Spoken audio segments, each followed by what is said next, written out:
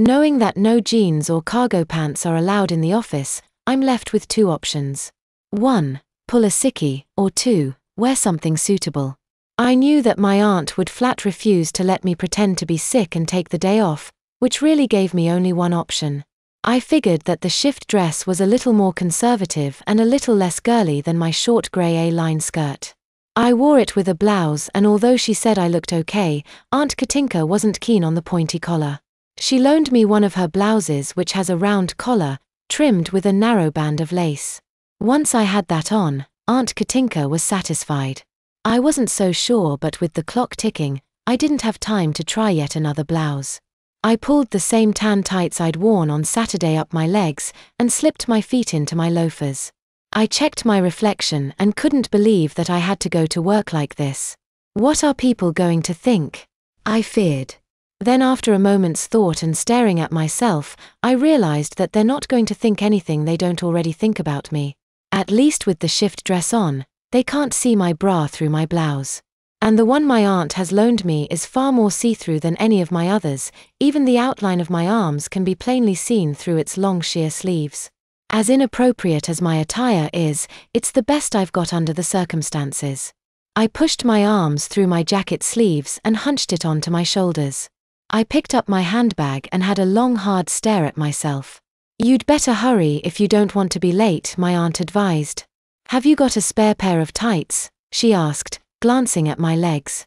I hadn't, but didn't have the time to worry about such trivial matters. "You need spare tights, William," my aunt told me, before going to fetch me a pack. I opened my handbag and rummaged around, panicking that I'd lost the USB stick which held the small amount of work I'd done last night. I found it just as my aunt returned. "Thanks." I gulped as she gave me a brand new pack of tights. I put them in my handbag alongside my sandwich and zipped it shut. Before I left, my aunt put her hands on my shoulders and looked me square in the eye. "Be confident, William. You belong in that office." "I will," I replied, gulping and forcing a smile. I turned and took a deep breath before opening the front door and stepping into the outside world. It's by no means the first time I've stepped out of my aunt's front door wearing a dress, but it's the first time I've done it as an adult and the first time I've done it alone. I certainly turned some heads as I walked to work that morning, much more than usual. I don't think it was so much the dress itself, but the combination of that and my loafers. They really didn't go.